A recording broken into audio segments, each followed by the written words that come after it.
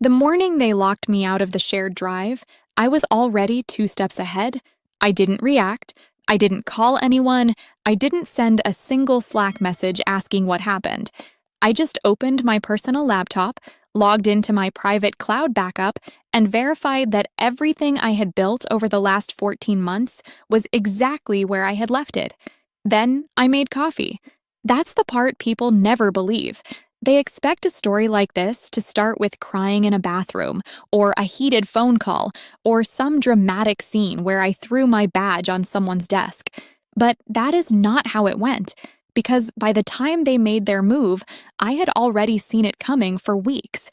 And when you see something coming that clearly, you stop fearing it. You just prepare. So I made coffee, I sat down, and I started writing documentation. Not for them.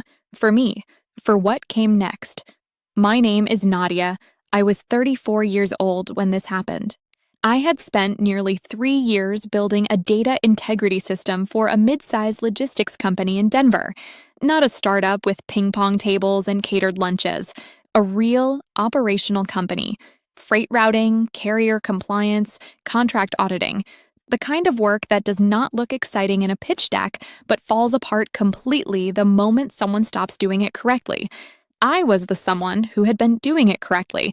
And then one Tuesday morning in March, they reassigned the core of what I had built to a rotation analyst named Brennan, who was 23 years old and whose most recent accomplishment on the shared team board was updating the font on the weekly status template.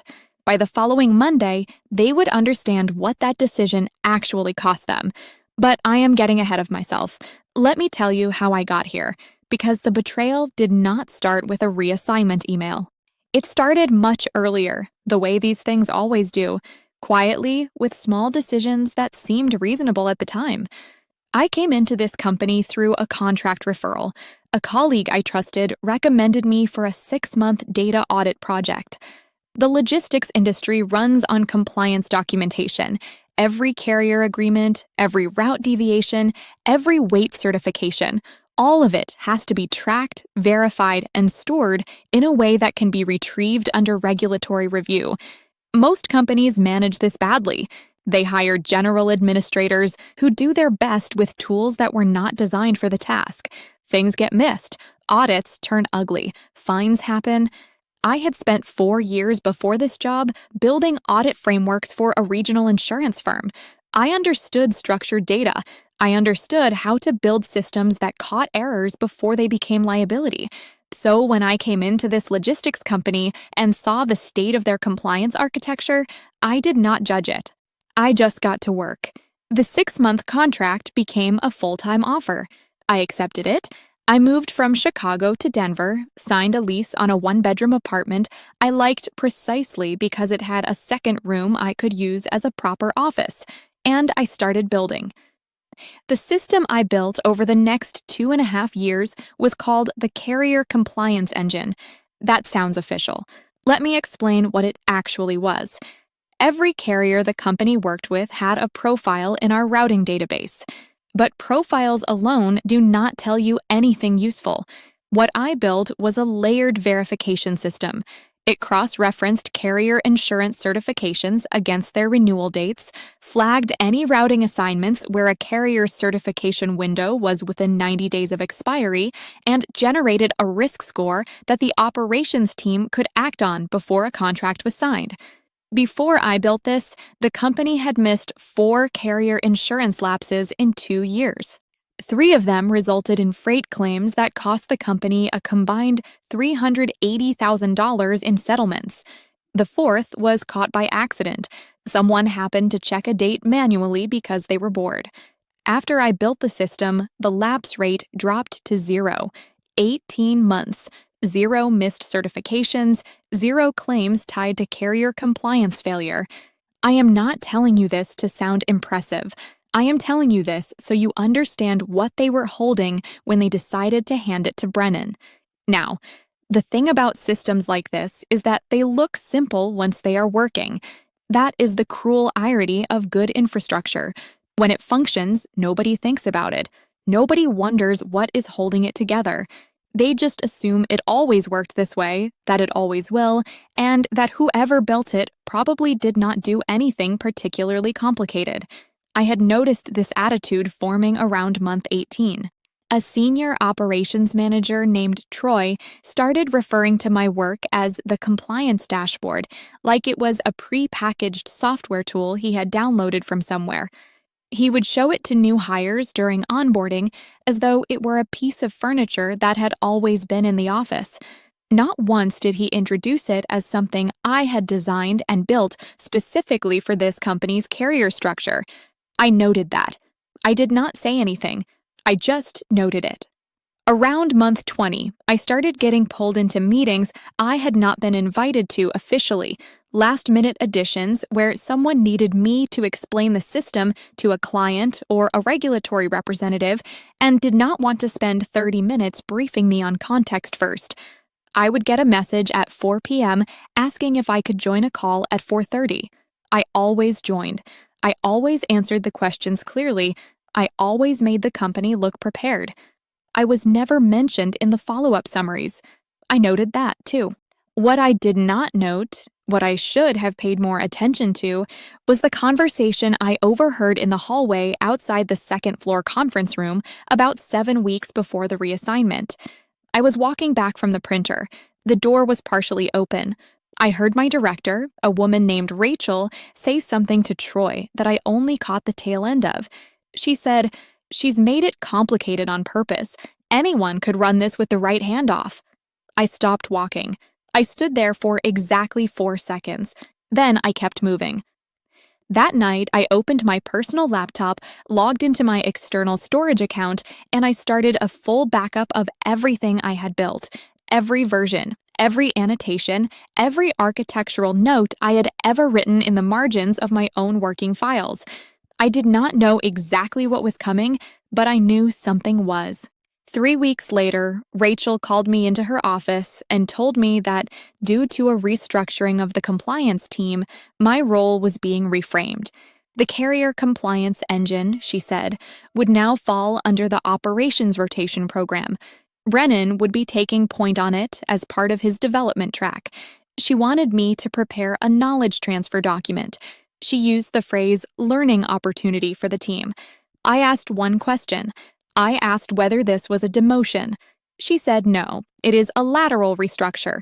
Your role will expand to support broader data strategy. I said, I understand, and I will need that in writing. She blinked. Sure, she said, of course. That writing never came, but mine did. That evening, I went home, sat in the second room I used as an office, and opened a new document. I titled it Separation of Proprietary Development. I began listing every component of the carrier compliance engine that I had developed outside of standard work hours. Every module I had prototyped on my personal machine using my own licensed software tools. Every logic structure I had designed in my own time and then imported into the company environment. I had a habit of keeping Git logs, not because I was planning for a moment like this, just because I am the kind of person who documents things. It is how I think. It is how I work.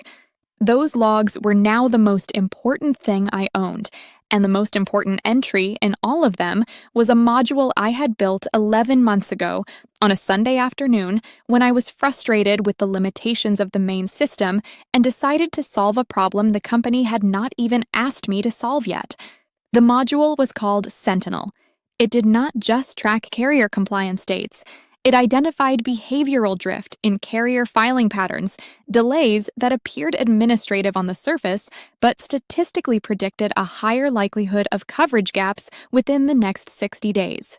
It was essentially a quiet early warning system built on top of everything else. And it worked.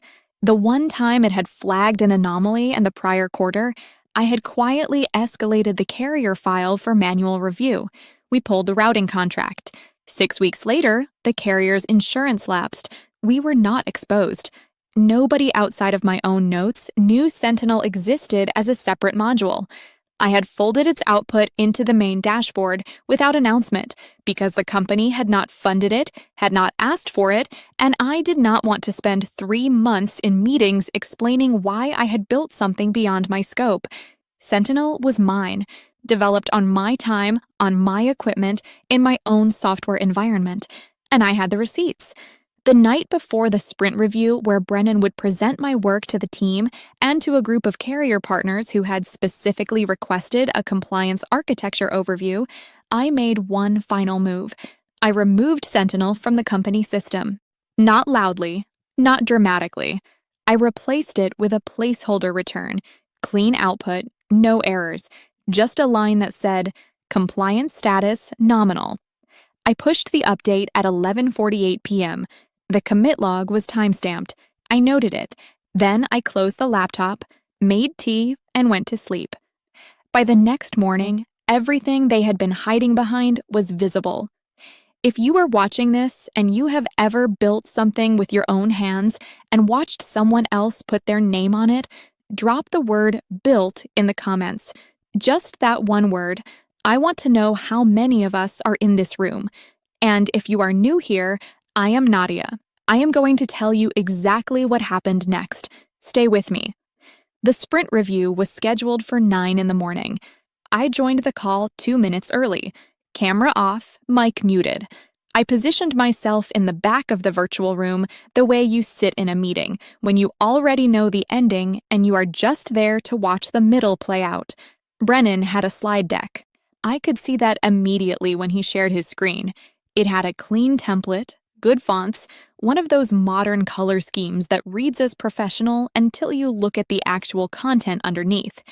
He had replaced my architecture diagrams with simplified visual summaries, boxes and arrows, the kind of thing you make when you understand the surface of a system but have never been inside its walls. The carrier partners joined at 9:03, 4 of them. 2 I had worked with directly for over a year. One of them, a compliance director named Marcus from a regional freight firm we had been renewing with for 3 consecutive cycles, had actually asked me specific questions about the audit framework during our last contract review. He knew what the system was supposed to do. He had seen it work. I noted that Marcus was on the call. I did not unmute. Brennan opened with confidence. He had clearly rehearsed. He walked through the dashboard overview, used phrases like streamlined architecture and optimized for scalability, and I had to set my coffee down because I was in real danger of reacting to the word optimized being used to describe a system he had owned for exactly 11 days. Then he opened the live environment. The dashboard loaded. It looked correct. It always looked correct. That was the point.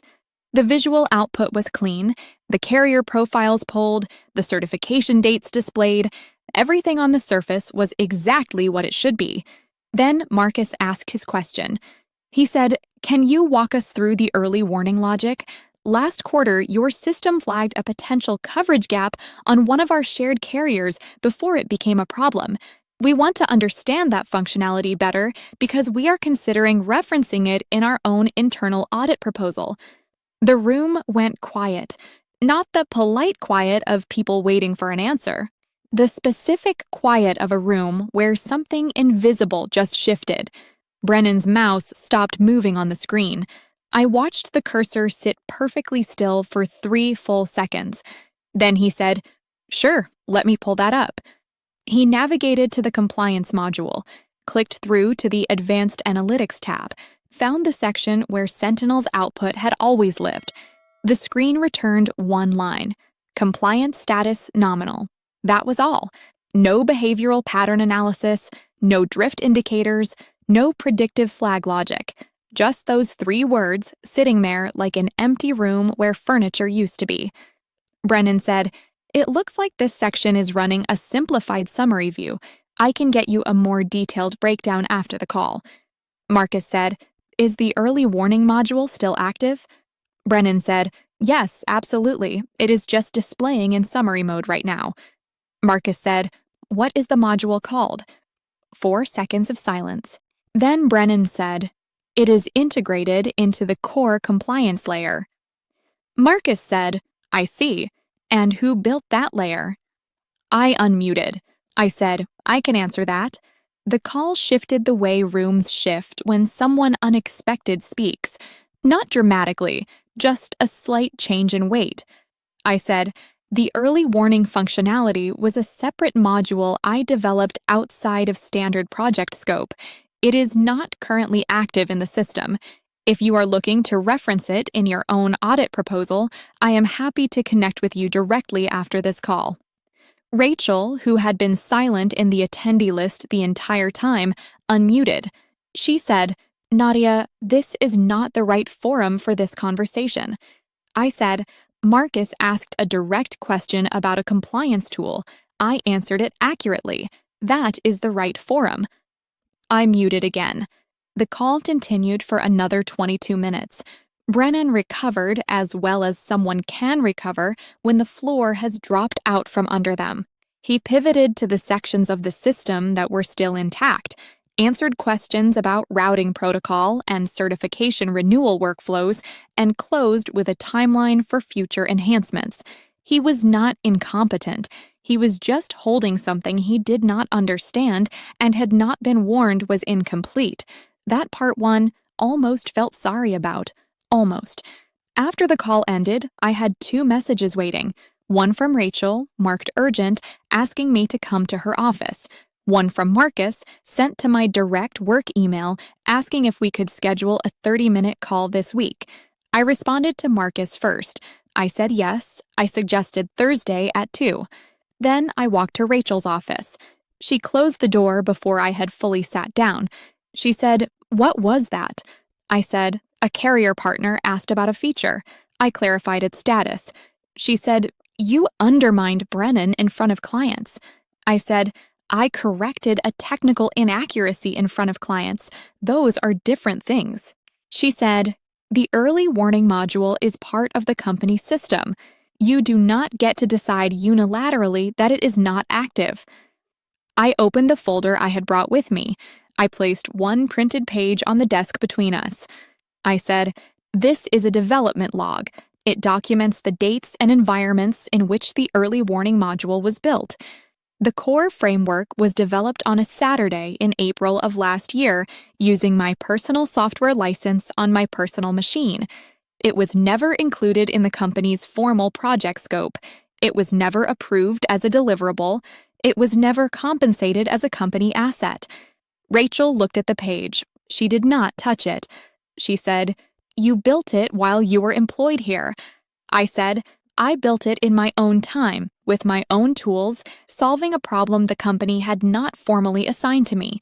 I have the timestamps, I have the software license records, I have the Git logs from my personal repository showing the development history." She said, "This is something legal would need to look at." I said, "I agree. You should get them involved." She did not respond immediately. I let the silence sit. Then I said, "I also want to formally document something. You assigned the carrier compliance engine to a rotation analyst without notifying me in advance, without providing written documentation of the restructure, and without reviewing which components of that system were or were not company property. That is a process failure. I want that acknowledged in writing before I provide any further knowledge transfer." She said, "Nadia, I think you are making this harder than it needs to be." I said, "I think it was already harder than it needed to be. I am just the first person in this room to say so out loud." I picked up my copy of the development log, put it back in the folder, and stood up.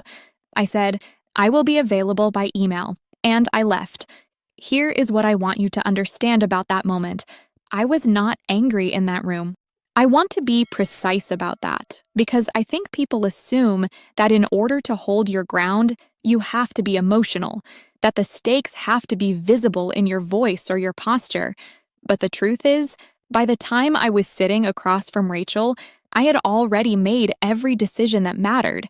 The documentation was done, the module was removed, the timestamps were locked.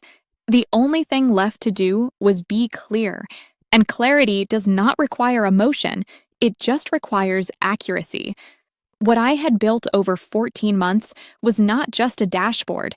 It was a logic system with layers that no one else in that company fully understood. Not because I had made it deliberately obscure, because no one had ever asked me to explain it fully. They had just used it. There is a particular kind of invisibility that technical women in operational roles experience. The work becomes ambient. It becomes the background.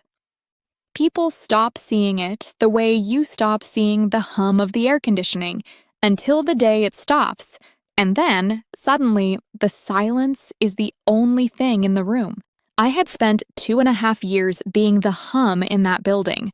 Now I had turned myself off, and the silence was just beginning. Rachel sent me a follow-up email at 4:17 that afternoon. She said legal would be in touch and asked me to refrain from external communications with carrier partners until the situation was clarified. I forwarded that email to my personal account, noted the timestamp, and replied with one line. I said, "I have documented your request." Then I opened a new message to Marcus and confirmed our Thursday call. Because here is the thing about requests made without legal authority. They are not instructions. They are suggestions, and I had stopped taking suggestions from people who had not earned the right to give them. That night, I did 2 things. I filed a trademark application for the name Sentinel as it applied to my behavioral compliance methodology. The application was timestamped at 9:41 p.m., and I opened a new folder on my personal drive titled Documentation for External Use. I began transferring the architecture notes, the annotated logs, and a detailed functionality overview into a format that was clean, professional, and ready to be read by someone outside this company. I was not planning revenge. I want to be clear about that. I was planning ownership, and there is a significant difference. Revenge is about making someone else feel the weight of what they did. Ownership is about making sure what you built can never be taken from you again. I had been careless about that boundary for 2.5 years. I had assumed that good work protected itself, that visible results created visible credit, that the system would recognize what I had contributed without me having to name it out loud. That is the assumption that gets you reassigned. By Thursday morning, Marcus had read everything I sent him. By Friday afternoon, we had a second call scheduled, this time with 2 other people on his side. And by the following Monday, Rachel's inbox had something waiting in it that I do not think she expected. But that part comes next. The email from the company's legal department arrived Monday at 8:52 in the morning. It was professionally worded, measured, the kind of language that is designed to feel collaborative while communicating something that is not collaborative at all. The subject line said, "Intellectual Property Clarification, Follow-up." The body said, they wanted to schedule a meeting to discuss the development history of certain internal tools and to establish a shared understanding of ownership parameters. Shared understanding. That phrase did enough work to keep 3 lawyers employed for a week. I read it once, then I read it again. Then I closed my laptop, made breakfast, and called my former colleague, Diane. Diane was not a lawyer. She was a systems architect I had worked with at the insurance firm in Chicago. She was 11 years older than me, had survived 2 corporate restructures and 1 very public acquisition, and had the specific kind of calm that comes from having already learned every lesson the hard way. She was the person I called when I needed someone to think alongside, rather than someone to tell me what to feel. I told her everything: the reassignment, the sprint review, the module removal, the Rachel conversation, the legal email. She listened without interrupting. When I finished, she said one thing. She said, "You have the timestamps." I said, "I have everything."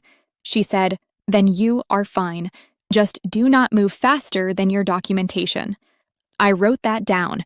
Do not move faster than your documentation. It became the operating principle for everything that followed. I responded to the legal email that afternoon. I said I was available for a meeting and that I would be bringing documentation relevant to the development history of the tools in question. I asked them to confirm whether this meeting was investigative in nature or whether I should treat it as a formal proceeding requiring my own legal representation. They responded within 2 hours.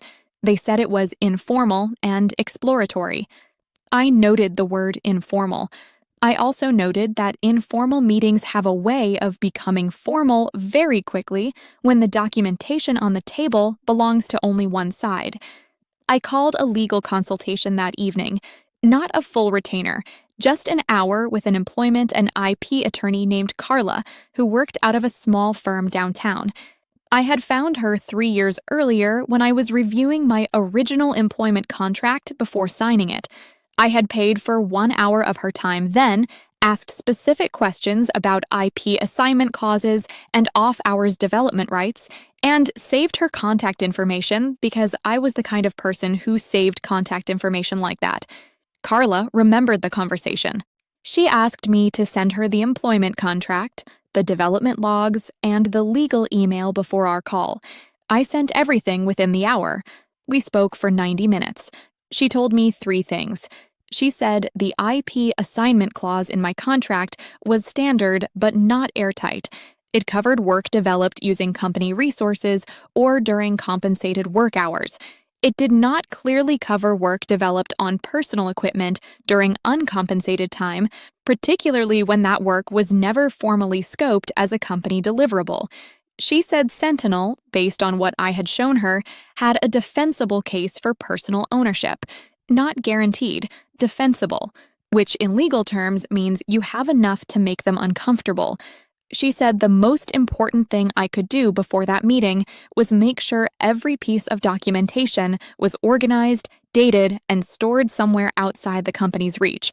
It already was, but I went home that night and made a second backup anyway. Then a third, on a separate encrypted drive, I kept in a fireproof box on the top shelf of my closet. Not because I expected the company to delete anything, just because I was the kind of person who kept a third backup. The meeting with legal was scheduled for the following Wednesday at 2 in the afternoon. It was in person, at the company offices, in one of the smaller conference rooms on the 4th floor. When I arrived, there were 3 people waiting. The company's internal counsel, a woman named Patricia, an HR representative I had never met named Doug, and Rachel, sitting at the far end of the table with a legal pad in front of her and a pen she kept clicking and unclicking without appearing to notice she was doing it. I sat down. I placed my folder on the table but did not open it yet. Patricia opened the meeting.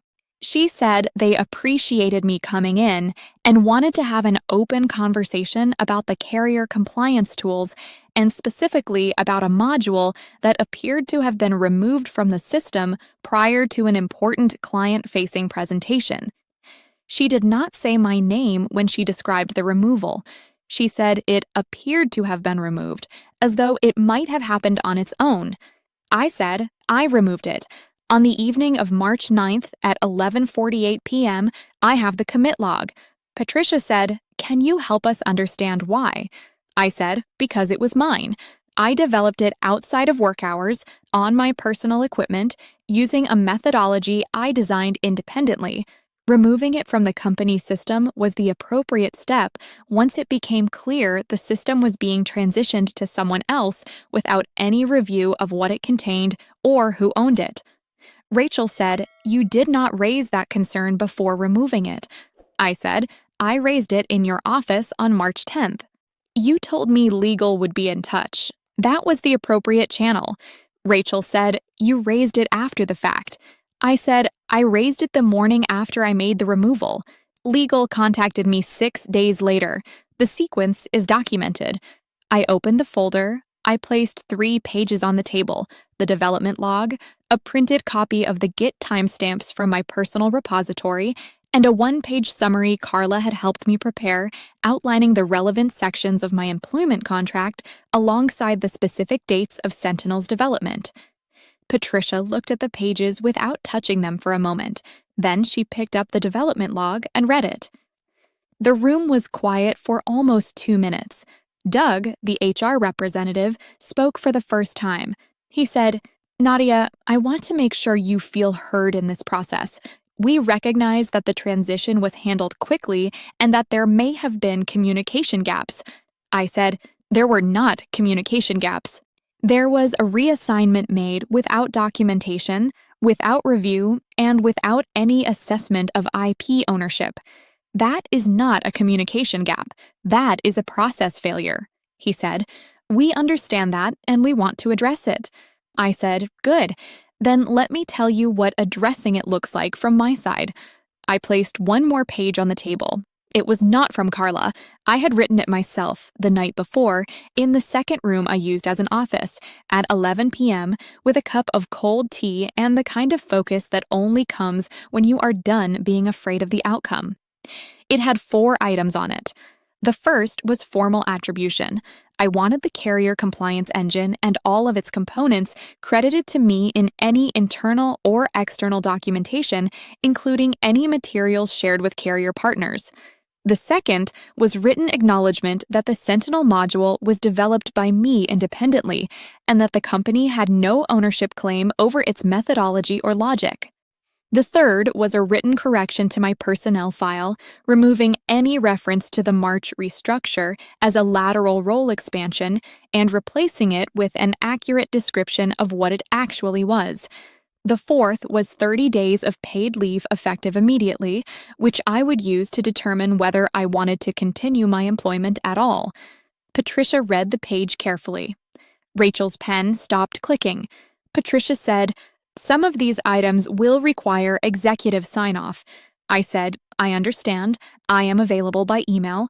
She said, "Can you give us a few days to consult internally?" I said, "You have until end of business Friday. After that, my next step is a formal IP dispute filing, which I will be pursuing with outside counsel."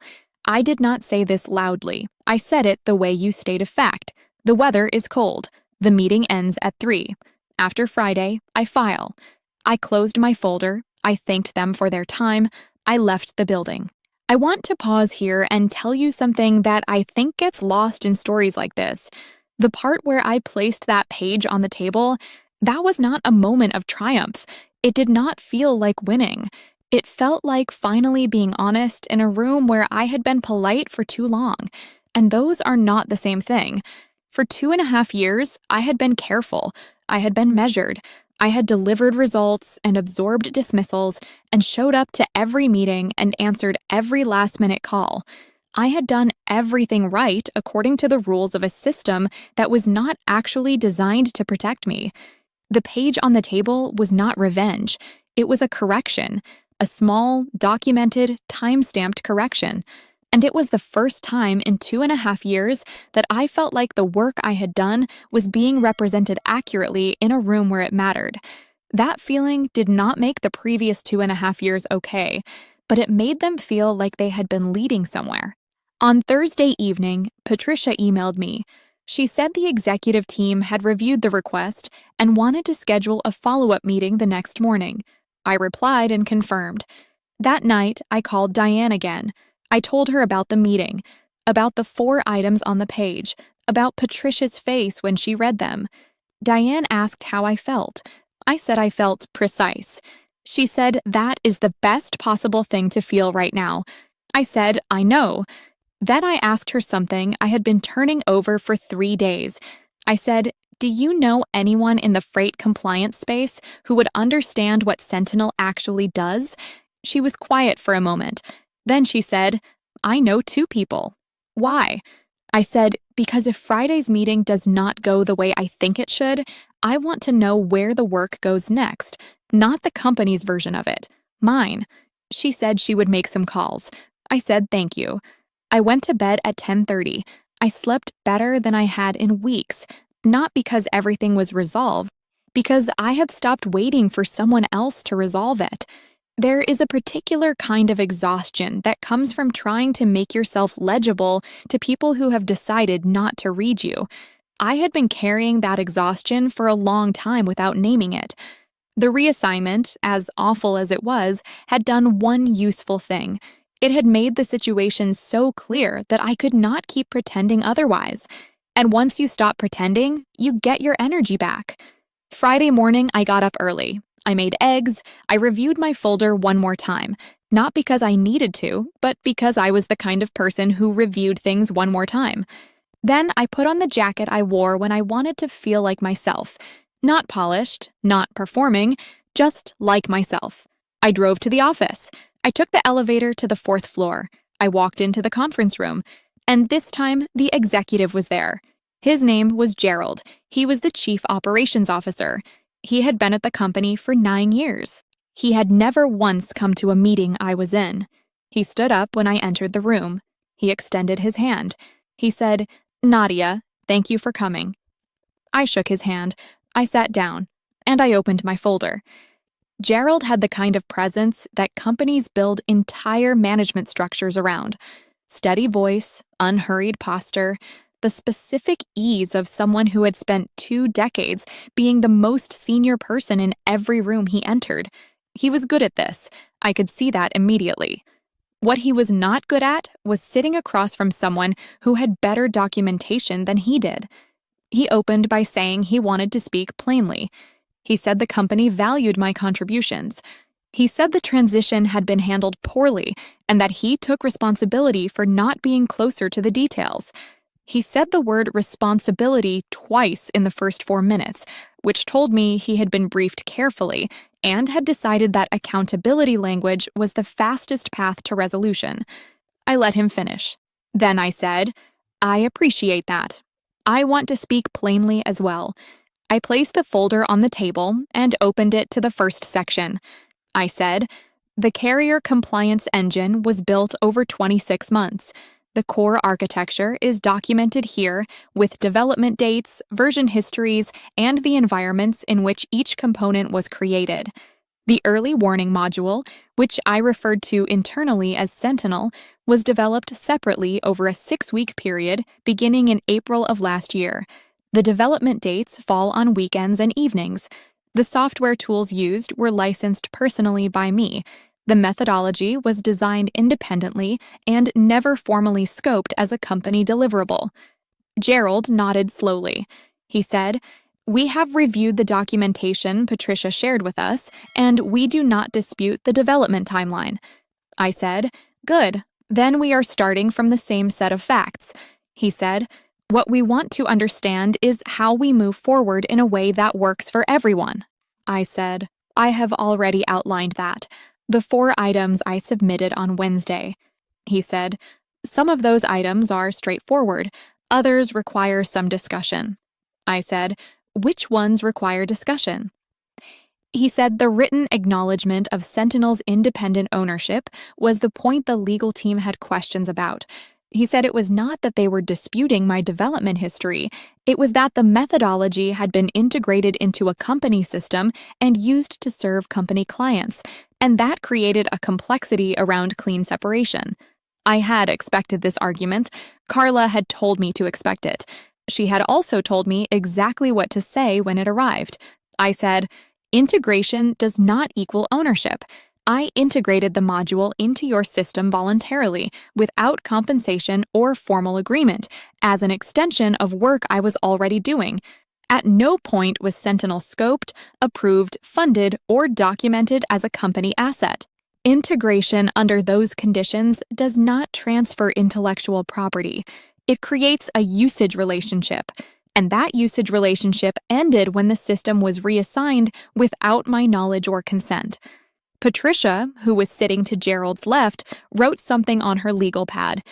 Gerald said, "I understand your position. I want to be honest with you. Our legal team's view is that this is not a clear-cut situation." I said, "I agree. It is not clear-cut. That is why I have retained outside counsel. Carla's name and contact information are on the last page of that folder if your team wants to establish a direct line of communication." Gerald looked at the folder. Then he looked at me. He said, "Nadia, what outcome are you actually looking for here?" I said, "The same outcome I outlined on Wednesday: attribution, acknowledgement, a corrected personnel record, and 30 days of paid leave to decide whether I want to continue here at all." He said, "And if we agree to those terms." I said, "Then we have a resolution, and I will work with your legal team to formalize the Sentinel separation in writing. He said, and if we do not? I said, then I pursue the IP dispute through outside counsel, which becomes a matter of record, and I also respond to the 3 industry inquiries I have received this week from organizations who are aware that Sentinel exists and are interested in understanding its architecture. The room was very quiet after that. I had not planned to mention the industry inquiries, but by Thursday evening, Marcus had introduced me to 2 colleagues in the freight compliance space who had asked pointed questions about the behavioral drift methodology. Diane's contacts had also reached out. Nothing formal, just conversations, but they were real, and mentioning them was accurate, and accuracy was the only tool I had ever needed in this room. Gerald looked at Patricia. Something passed between them that did not require words. Then Gerald said, "Give us until end of business today." I said, "That works." I closed the folder. I stood up. I thanked them both. I left. I did not go back to my desk. I went to the small cafe 2 blocks from the office, ordered an Americano, and sat by the window watching people walk past in the cold March air. I had a book in my bag. I read 40 pages without retaining a single sentence. But the act of sitting there, outside that building, waiting without anxiety, that felt important. That felt like something I had not been able to do in a long time. At 4:41 p.m., Patricia called me. She said the executive team had agreed to all 4 items. I said, "I will need that in writing before end of business." She said, "We are drafting it now." The document arrived at 5:58 p.m., 2 minutes before the deadline I had set. I read every line. I forwarded it to Carla. She called me back in 20 minutes and said it was clean. She said, "Sign it." I signed it. I sent it back. Then I sat at the kitchen table in my apartment for a while without doing anything in particular. The light was going flat outside the window the way it does in Denver in early spring, that particular gray gold that makes everything look like it is resting. I made tea. I did not drink it right away. I just let it sit there steaming while I thought about the last 14 months and what I had actually learned from them. Here is what I have learned. I have learned that competence without documentation is vulnerability. That doing good work in a system that does not formally acknowledge your work is not enough. That the people who benefit most from invisible labor are also the people least likely to protect it when protecting it becomes inconvenient. I had also learned something harder. I have learned that I had let this go on too long by choosing accommodation over accuracy. Every time I had noted something and stayed quiet, I have made a small decision to prioritize the comfort of the room over the truth of the situation. I had told myself it was professional, that it was measured, that I was choosing my battles. But there is a difference between choosing your battles and not recognizing that you are already in one. By the time I understood that difference, I had been in this particular battle for almost a year without fighting back at all. I did not blame myself for that entirely. The conditions that make a person defer, the professional calculus of how much friction is worth generating, the awareness of what happens to women in technical roles who are labeled difficult, those conditions are real, and I had navigated them carefully and reasonably. But careful and reasonable had not protected me. Only documentation had. That was the thing I kept coming back to. Not the confrontation in the conference room, not the 4 items on the page, not even the final email from Patricia. The thing I kept coming back to was the Sunday afternoon 11 months ago when I had built Sentinel on my own time because I saw a problem and wanted to solve it, and had the discipline to do it in a way that left a clean record of how and when and where. I had not done that to protect myself. I had done it because it was how I worked. But it had protected me anyway, and that was worth understanding. Documentation is not paranoia, it is precision, and precision, applied consistently over time, is the closest thing to armor that exists in professional environments. The next morning, I sent an email to the 3 carrier contacts who had reached out that week. I thanked them for their interest. I told them I was in the process of clarifying some things and would be in touch within the month. Professional. No details, just a held door. Then I did something I had not done in 2.5 years. I took a full day off, not a sick day. Not a working from home day where I checked email every 40 minutes. A full day. I drove out to a reservoir about an hour west of Denver that I had read about the previous summer and never visited. I parked. I walked for 3 hours. I did not look at my phone. The water was still carrying winter cold, and the trail was mostly empty. I saw 2 other people the entire time, a man with a dog and an older woman with hiking poles who nodded at me without breaking her stride. I nodded back. I thought about a lot of things on that walk. I thought about the architecture of Sentinel and how it would need to be rebuilt cleanly before it could live anywhere new.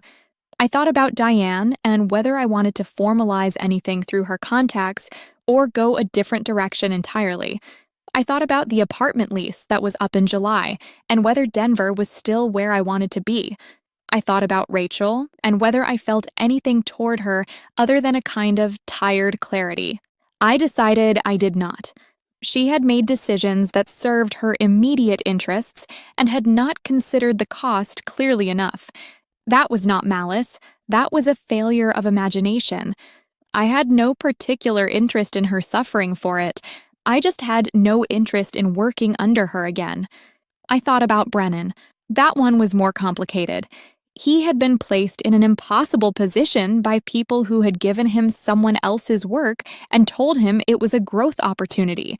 His fumbling on that sprint call was the fumbling of someone who had been set up to fail without knowing it.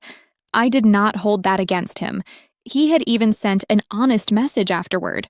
That counted for something.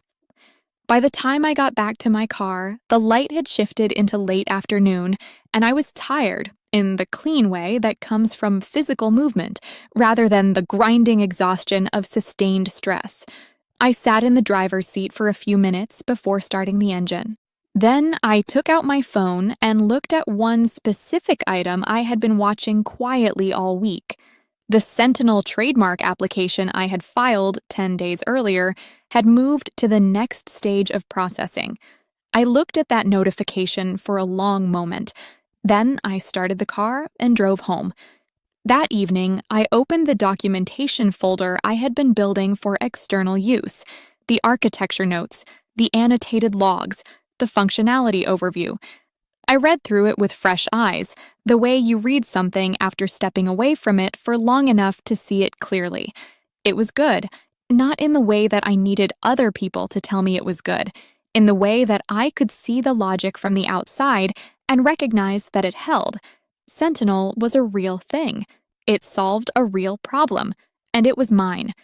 I had 30 days of paid leave starting Monday. I knew exactly what I was going to do with them. The following Thursday, I had a 2-hour call with Diane and 2 of her freight compliance contacts. One of them was a principal at a small analytics firm that worked with mid-sized logistics companies across the Midwest and Mountain West. His name was Robert. He asked careful questions. He understood the architecture quickly. He asked whether I had considered packaging the methodology as a licensable framework rather than a one-time implementation. I said I had been thinking about exactly that for the past 2 weeks. He said, "Good. Let us talk about what that looks like." We talked for another 40 minutes after the main call ended. By the time I closed my laptop that evening, there were 3 things I knew with certainty. I was not going back to that company. The 30 days of paid leave were going to become a permanent departure. I would notify them professionally, in writing, before the leave ended. Sentinel was going to find a new home. Not in another corporate environment where I handed it over and hoped for the best. In a structure where I retained meaningful ownership of the methodology. And the third thing, I had been saving a portion of my salary for 2 years with a specific purpose. I had been cautious about it, had told myself to wait until the timing was more certain, had let the uncertainty of my work situation be a reason to keep waiting. I was done waiting. I had a call scheduled with a mortgage broker for the following Monday. Not a conversation about whether, a conversation about when. The answer was going to be soon. The mortgage appointment was at 10 in the morning on a Monday in early April. The broker's name was Sandra. She worked out of a small office in a converted Victorian on the east side of Denver, the kind of building that looks modest from the outside and quietly competent once you are in it. She had been recommended to me by a neighbor who had bought her place 2 years earlier and described Sandra as someone who explains everything twice without making you feel like you needed it explained twice. I liked that description. I brought my documents: 2 years of tax returns, bank statements, the signed agreement from the company outlining my paid leave terms, a letter from Carla clarifying the IP resolution and its financial implications, and a separate folder with the preliminary terms Robert and I had been discussing over the previous 2 weeks regarding the Sentinel licensing framework. Sandra looked at everything carefully. She asked precise questions. She did not perform enthusiasm or try to sell me on anything. She just worked through the numbers with the focused attention of someone who respected both the math and the person sitting across from her. At the end of the appointment, she said, "You are in a strong position, stronger than most people who sit in that chair." I said, "I know. I just needed someone to confirm the sequencing." She said, "The sequencing is fine. What kind of property are you looking for?" I told her, "Not large, not impressive. A house with a yard, even a small one. A second room I could use as a proper office. Good light. Something that felt permanent in the way that rented spaces never quite do, no matter how long you stay in them." She said she would send me 3 listings by end of week. She sent 4. I looked at all of them the evening they arrived. One of them I looked at twice. It was a small house in a quiet neighborhood 20 minutes from downtown. 3 bedrooms, which was more than I needed, but the third room had a window that faced east, and I knew immediately that it was where I would work. The yard was modest, the kitchen had been recently updated, the street had trees old enough to mean something. I scheduled a viewing for that Saturday. I will not dramatize the moment I walked through it. There was no cinematic clarity, no sudden certainty that announced itself with music. It was just a house. Solid walls, good bones, rooms that were the right size for a life I was building rather than inheriting. I made an offer on Monday. It was accepted by Wednesday afternoon. I sat with that for a long time, just sat with it. In the apartment I had been renting for 2.5 years, in the chair I kept near the window, with the specific quiet that comes after a decision that has been a long time coming finally arrives. I thought about the version of myself who had moved to Denver with 2 suitcases and a contract position and had told herself she would figure out the permanent parts later. Later had taken 2.5 years and a betrayal and a conference room and a 4-item page placed on a table. But it had arrived, and it was mine in every sense that mattered. The day I signed the final mortgage paperwork, I also sent my formal resignation to the company. It was 3 paragraphs.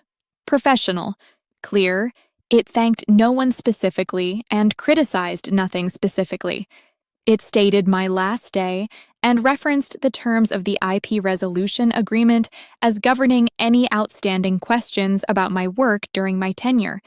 It was the cleanest document I had ever written for that company, which felt appropriate. Rachel acknowledged it with a 2-line response. She said she wished me well and that my contributions had been valued. I read it once. I did not respond. 2 weeks before I moved into the house, I got a call from Diane. She said she had heard through a mutual contact that the carrier compliance engine had experienced a significant audit failure during a client review. One of the major carriers had flagged a coverage lapse that had gone undetected. The claims process had been initiated. She did not have the dollar figure. She said it was significant. I said I was sorry to hear that. I meant it. Not because I felt responsible. I had built the system to work, and it had worked for 18 months without a single failure. But a lapse like that had real consequences for real freight operations, and the people most affected were not Rachel or Gerald or anyone in that 4th-floor conference room. They were operational staff, carrier partners, and whoever had to manage the claims process that followed. The system had failed because it had been handed to someone who did not understand it, without proper review, without documentation of its components, and without Sentinel in place to catch exactly this kind of drift pattern. That was not justice.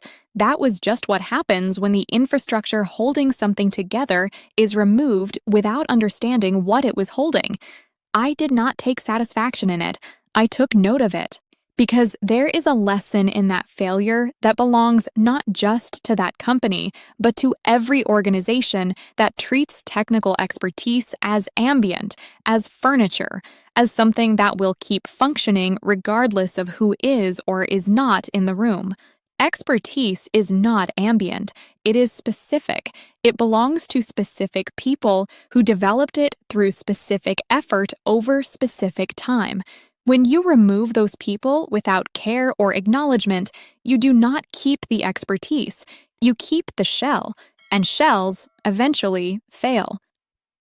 3 weeks after I moved into the house, Robert and I finalized the first phase of the Sentinel licensing framework. It was not a large deal in financial terms, not yet, but it was structured correctly, which mattered more to me than the immediate number.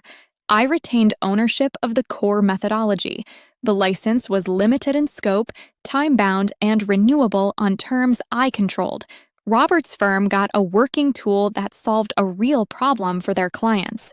I got a foundation I could build on without handing anything away permanently. Carla reviewed the agreement. She said it was clean.